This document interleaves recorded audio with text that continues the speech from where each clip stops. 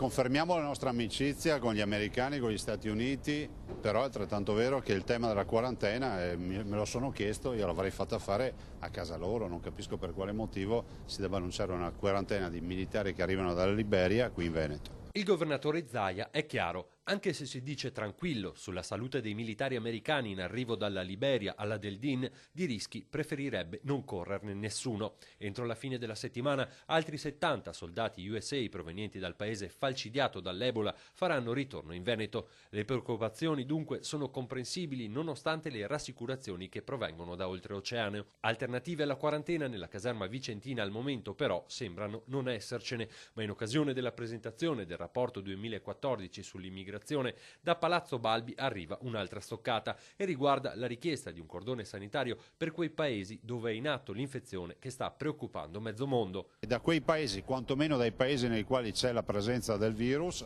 fare un minimo di cordone sanitario come si fa di solito, evitando che ci siano cittadini che arrivino qui. Anche perché emerge dallo studio di Veneto Lavoro, il Veneto è in Italia la quarta regione per presenza di cittadini stranieri dopo Lombardia, Lazio ed Emilia-Romagna. La quota 500.000 è ampiamente superata, 42.000 sono quelli senza un'occupazione. Dati che letti sotto una certa prospettiva dicono che il nord-est non è più la terra promessa di qualche anno fa. Verona e Treviso guidano la classifica delle città con la maggior presenza di stranieri, superando quota 100.000. Resta grosso modo stabile il rapporto delle percentuali delle nazionalità. I più numerosi sono i rumeni, seguiti da marocchini, albanesi, moldavi e cinesi.